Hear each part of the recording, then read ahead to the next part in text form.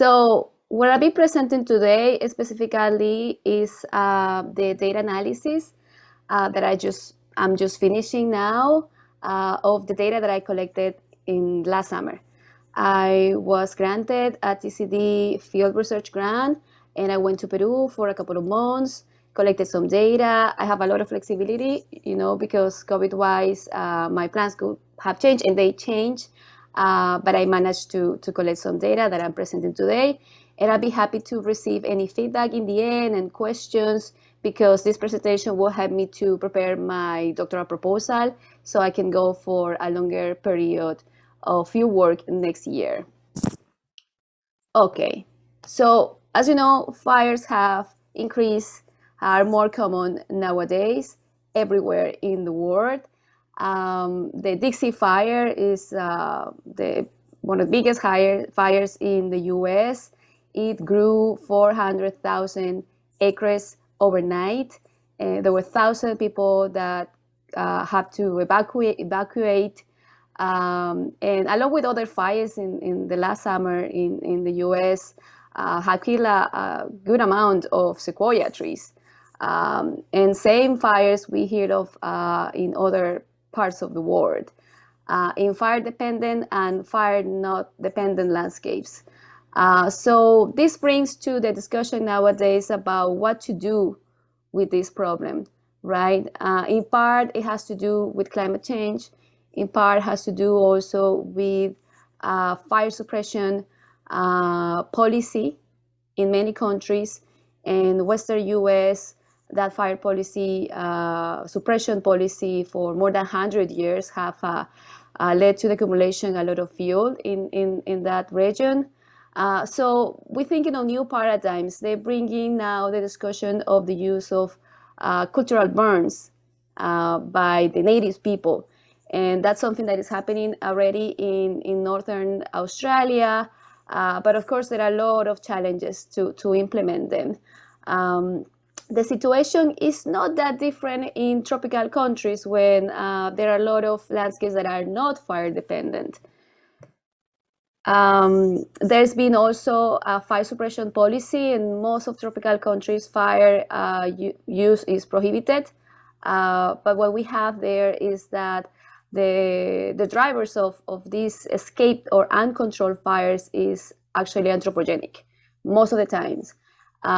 We have large-scale agriculture and small-scale agriculture. And here in this image, we have a paper that just recently came out by Rachel Carmenta and collaborators, where they explain about the invisible burdens of uncontrolled fires on smallholders throughout the tropics. And when I was reading this paper in the field, I found similarities with what is happening in the Peruvian Andes too. So this is a metaphor that says that between the smallholders are between a rock and a hard place. The rock is the unfavorable policy context when there is fire provision policies, there is surveillance, there is bureaucracy and sanctions sometimes that are not enforced. And on the other side, you have the hard place, which is climate change, increasing fire because the landscapes are more flammable nowadays. And in between, you have smallholders in a very vulnerable position who depend on fire. Fire for them is an agricultural tool. It's the most effective way actually for these poor smallholders to get rid of agricultural residue, to bring back nutrients to the soil, to kill pests, etc., etc. So thinking about this vulnerable position is that I'll develop one research questions that I will explain here. And there are other paradigms that are just new papers that came out that talk about new directions, the promotion of traditional ecological knowledge by indigenous peoples and local peoples throughout the tropics, the problems that exist around protected areas, and the people that need agricultural burns, how problematic can be the criminalization of fire, and that it can also be hindering the ability of communities to self-organize, etc., etc. So going further, there is no much information actually about, okay, so what are local smallholders throughout the tropics doing to overcome these challenges? So something logical is that you might think on the way that they are facing these fires is that they are implementing rules on how to burn. They have monitoring mechanisms, conflict resolution spaces and mechanisms too. They have collective work, and that's mostly the case when fires occur. They organize themselves and go on firefighting, but you also need the recognition from external institutions like the government, right, for them to organize.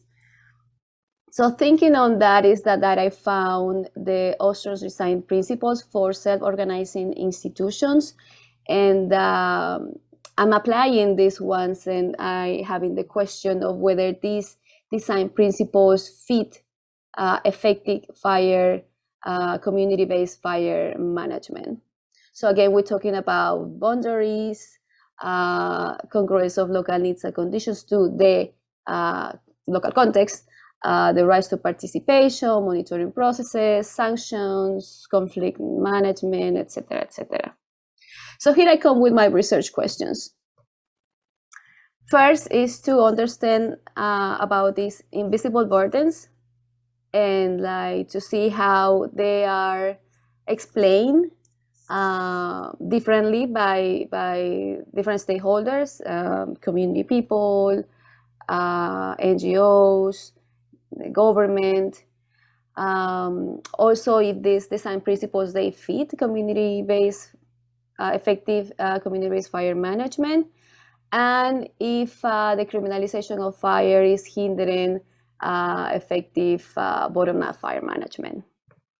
So for that, I use the Peruvian Andes as a case study.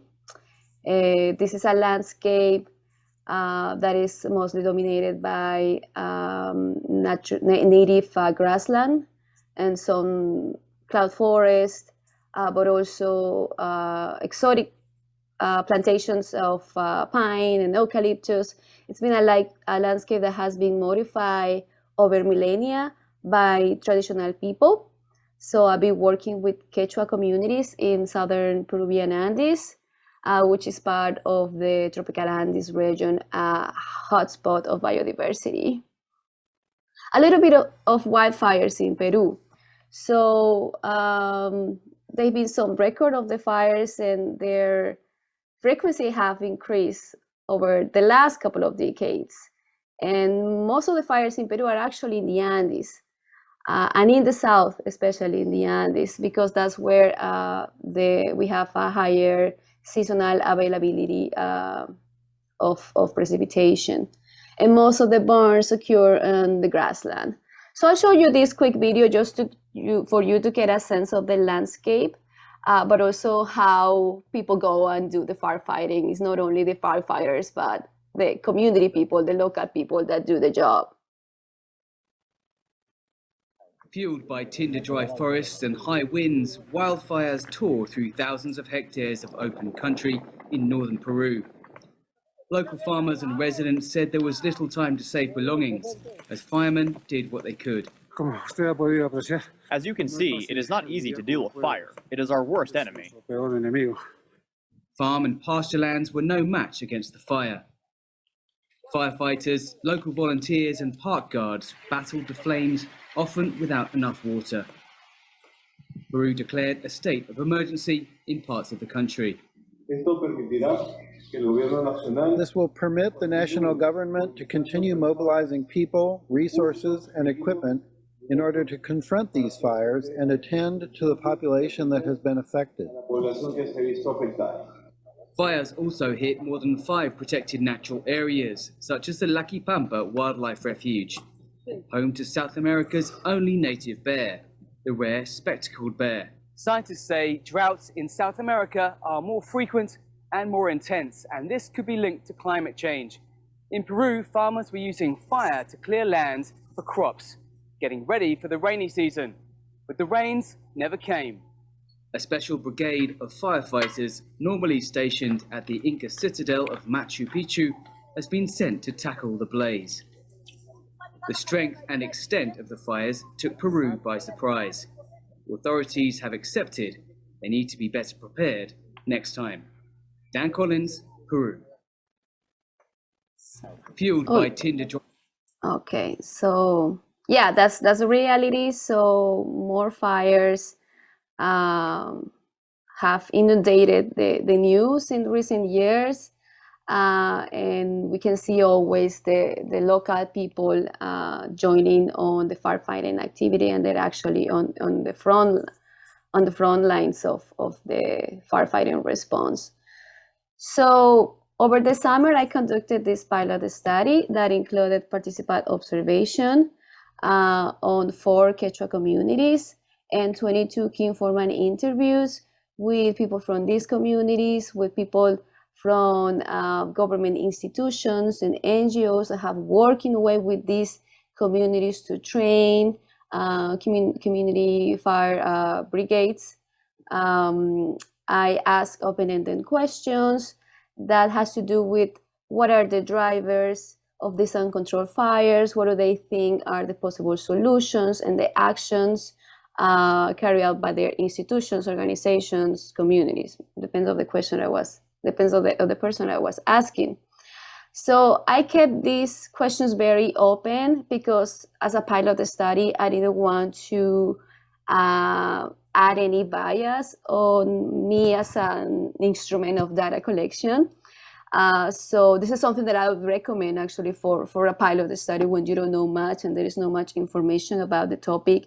You just go and have these open questions, and with the data, I use qualitative data analysis, specifically thematic analysis, to evaluate the data. And the participant observation was carried out on community meetings, on day-to-day agricultural activities, fire brigade trainings, and agricultural burns.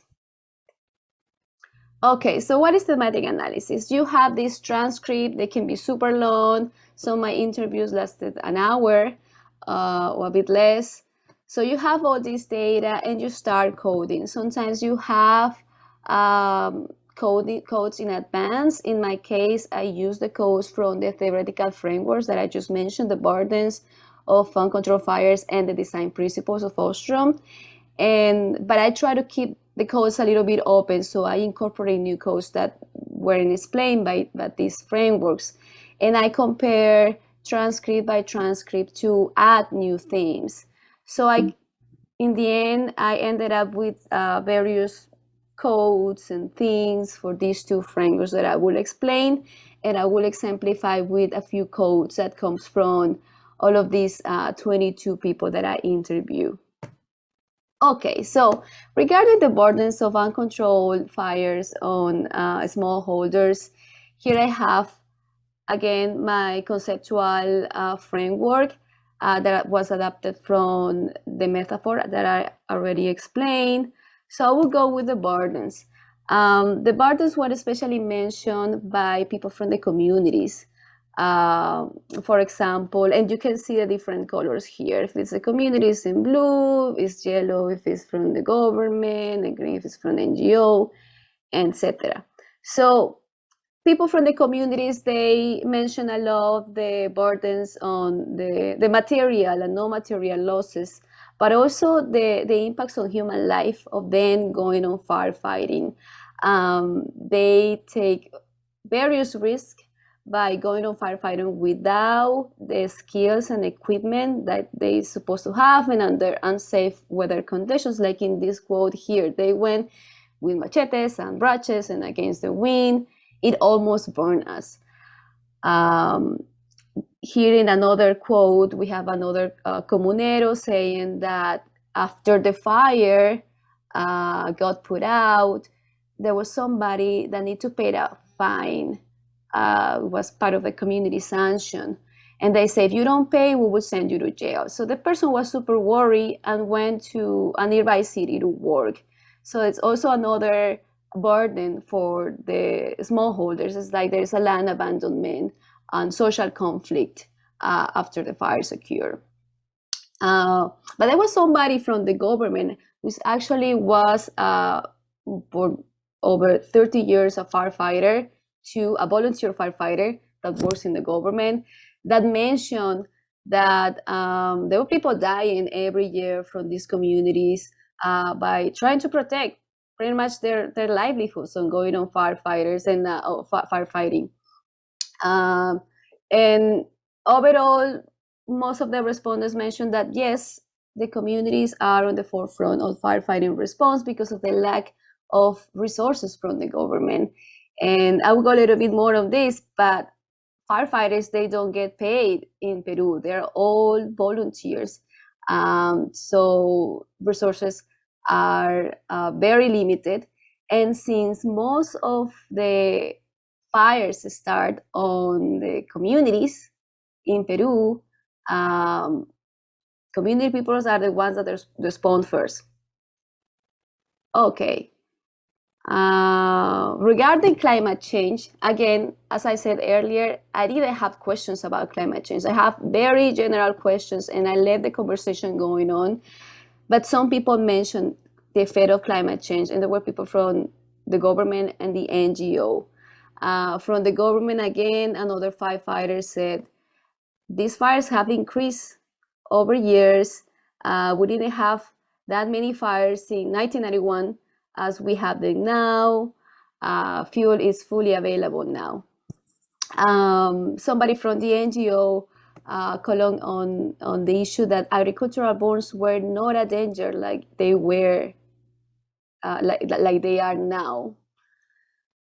So yeah, it's the impact of climate change on increasing the flammability of landscapes in the Andes. Regarding the policy context, so part of my of the things that I found in the data has to do with a fire prevention approach from the government and from the NGOs. So the strategy that they implement the most are two. The first one is fire awareness campaigns, and you will see in this picture, for example, this image of the fire is bad, and we hear from one NGO interviewee saying that we need to demonize a little the use of agricultural burns and the misconception that burning calls for rains. Comuneros must understand that burning generates more losses than profits. But it's interesting that this person and somebody from the government also, they acknowledge that these campaigns, they don't have enough reach, and they don't necessarily translate into behavioral change, which is very, very interesting. But they keep using them because it seems like the logical, easy, and maybe lazy strategy to solve this problem. But from some people in the community, the problem is that the government do not enforce the sanctions, the legal sanctions. Nobody goes to jail, nobody gets fined after a fire. There's no investigation, as in this quote here. More in the policy. So this fire awareness campaign, they refer to two specific laws, anti-fire laws. The one is the law against the use of agricultural burns, and another is a law that talks about sanctions for starting the wildfire. And here, but there again, few people from the government that are also firefighters said that, yeah, we need to change these legal, these norms because they are not enforced. Somebody said, comuneros are using fire because it's the cheapest way to get rid of agricultural residue. Agricultural work in the Andes is already at a loss, based in very little, and you want to raise the production cost by prohibiting the use of these burns. Another person from the government said also that it's hard to enforce these sanctions because comuneros protect themselves. Sometimes their relatives are the ones that are responsible for starting the fire, and the police don't investigate, the prosecutors don't do their job, and the municipalities don't want to have problems with the communities either. So that's the reason why nobody goes to jail, nobody gets fined for starting the fire. More on the policies, there are additional challenges that has to do with top-down policies, contradictory government roles, high rotation of government officials, limited research on wildfires in the country, and not enough government funding. As I said before, no firefighter in Peru gets paid to do their job. They all are volunteers. And when they train, especially some firefighters from the municipalities, there is a high turnover because they get trained and like they find other jobs and they leave. And the same with the community brigades members. Since they don't get paid, they don't have incentives to keep on the brigade. And somebody that I interview, representing the interview, is the academia, which is the only researcher on wildfires in Peru. Talk a lot about the government and how bad the government is doing their job. Says like there are a lot of centralized policies that needs to be informed at the local level, that from Lima they monopolize the funds and put themselves to do everything. Okay, that's enough for the policy. So if you remember that framework of the burdens of uncontrolled fires on the smallholders, we have again the policy context, climate change, but with my research, I would like to incorporate the role of the local context, of the smallholders context. In the case of the tropical Andes, that is filled with common property lands and communities, the role of the community context. And here is where the framework of the design principles for effective fire management might play a role. So when analyzing the data, I categorize some transcripts based on these principles. And I especially found the recognition from all interviewers, no matter which stakeholder they represented, the importance of graduated sanctions, of sanctions imposed by the communities. So since a lot of people recognize that nobody goes to jail or has to pay a fine for starting the fire, a lot of people mention that community sanctions are the best strategy, same as to train community brigades. But let's go step by step. So go into each design principle. So regarding clear boundaries, here I found mainly challenges that were mentioned by a lot of the community members, that they don't know who started the fire, or the fire have started in a different community. And that type of response might have to do with the bias of me going to the community and doing these interviews, and like they might not want to tell me the whole story, right? But yeah, in the end, nobody goes to jail. There is no investigation, so it might be related with the fact that they don't say who started the fire, and that's a problematic, right? Okay, so collective choice arrangements. I found in some communities more than others that they have implemented rules on how to properly use these agricultural burns.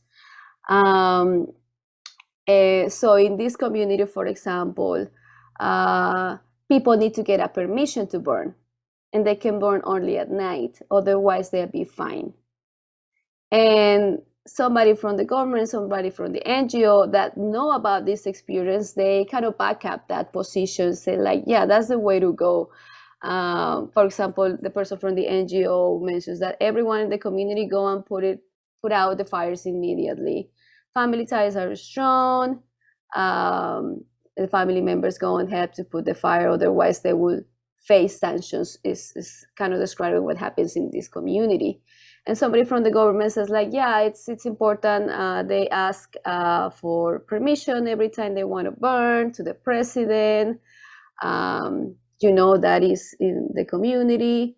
They help each other in this task. I'm convinced that they must be controlled burning where community members burn, but under safe weather conditions. So we're talking about that kind of recognition from some people, from external institutions, the recognitions of the communities to organize and to implement these rules.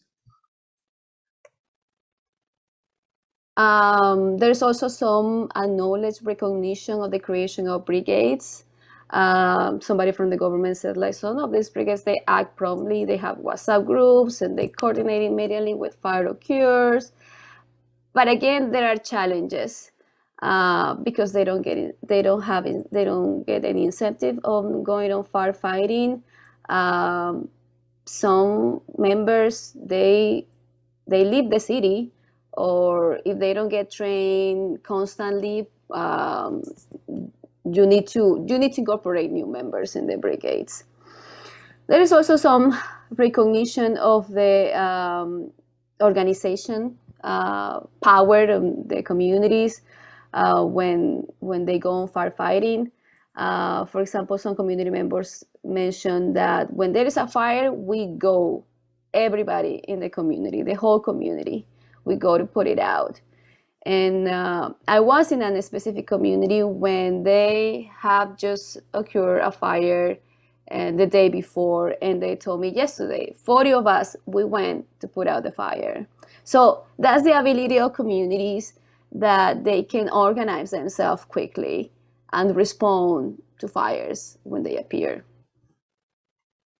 Okay, regarding monitoring, in that community that have imposed rules on agricultural burning, there are also, they have this kind of hierarchy in the way they organize, and they have created a committee, which is a committee of reforestation, that is the first one to respond to fires, but also reports every month or two when fires have occurred and who has burned. In another community, when the fire just happened the day before I was there, this person said, in the evening, I led a council session where the community president was present. He told us that we had put out the fire entirely, but we had to be vigilant. So they were continuously looking on the hill to make sure the fire was gone. So it's another strategy that they have to monitor. Regarding red weighting sanction, as I mentioned before, this was the principle most mentioned by all the stakeholders. And there's a recognition that it might be the best strategy. But it is implemented only in a few communities. It's in their constitution, in the internal constitution. In some other communities, they try to enforce the sanctions, but they have problems. There are always challenges because they want, they aim to avoid social conflict. And sometimes the challenges has to do with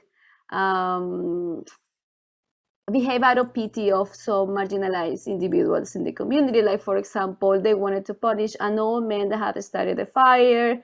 Actually, the fire started from a neighboring community. So they say, hey, you got to pay for this. We have lost so many plantations, so many pines here.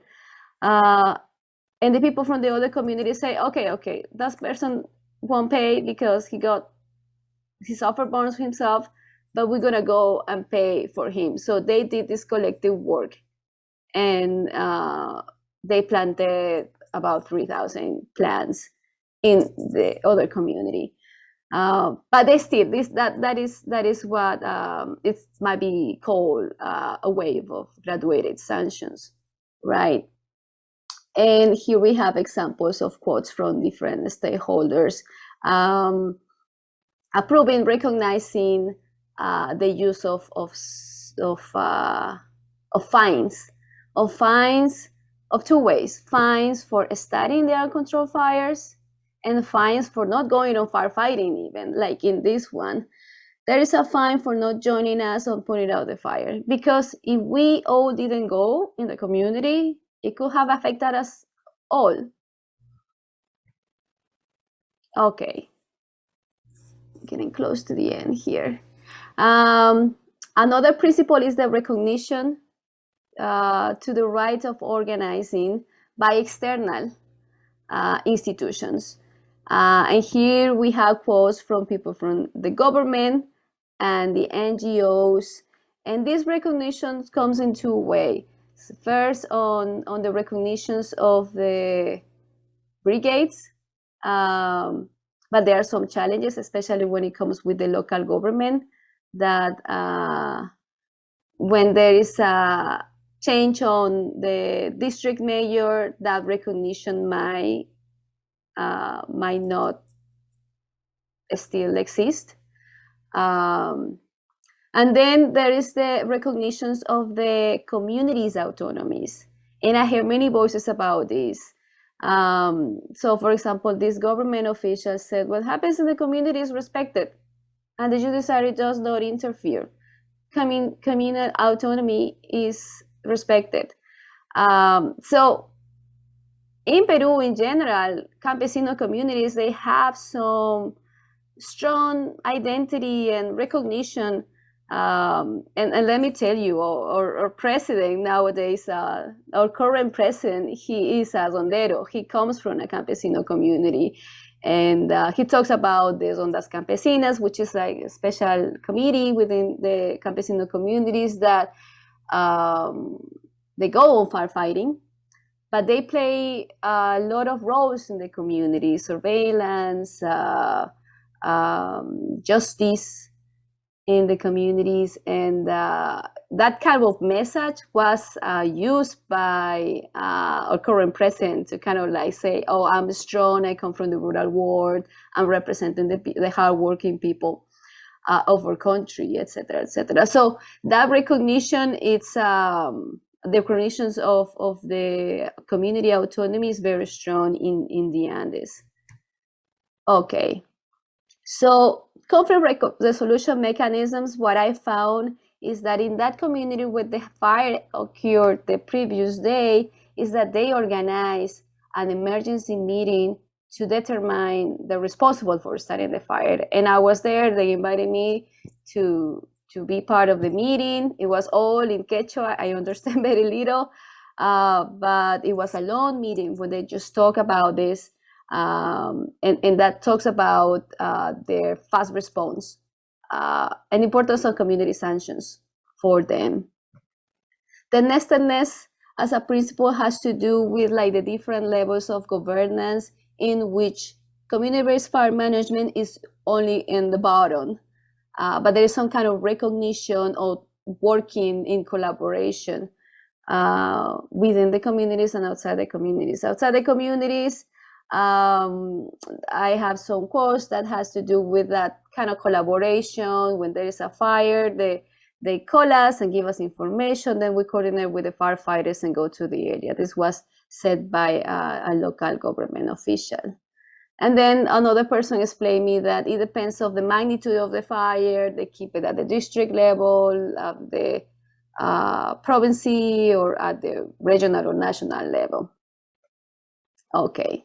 But all of the people in the government that has to do with firefighting, they know, again, that communities are the ones responding first because it happens in the fire start in their territory.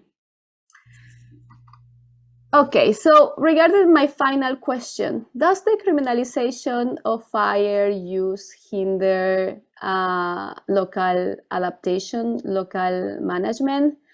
I have some preliminary results that might show that, but I need, of course, more information. What I found is that the agricultural burns, because they are prohibited, community members do not reveal which individuals initiated the fires. And they're afraid, because they're afraid of repercussions and social conflict. And this is problematic because that might also hinder, their ability to organize and to impose these sanctions.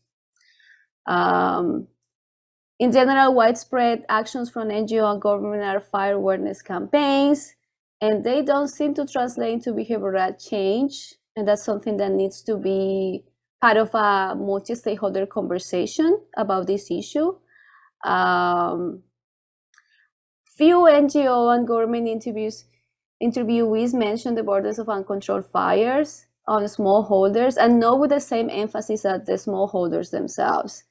And that has to be part of the conversation too.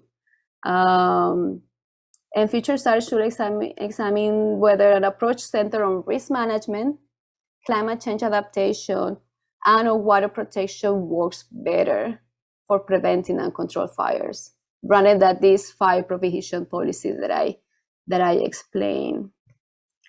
Okay, so my next steps is, as I said, this is preliminary research, which will help me to think on how I want to go on my fieldwork next year.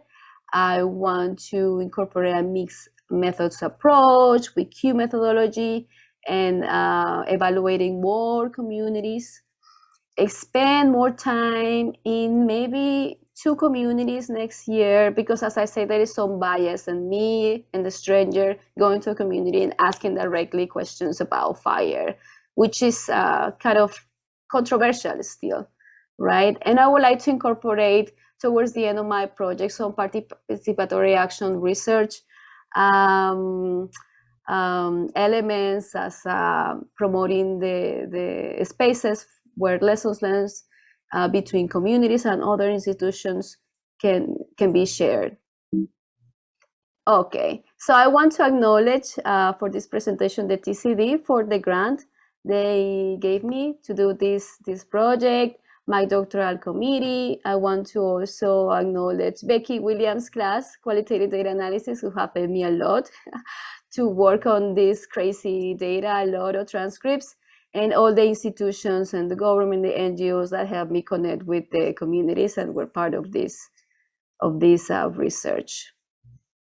And that's it. With that, I thank you all, and I'll be happy to respond to your questions.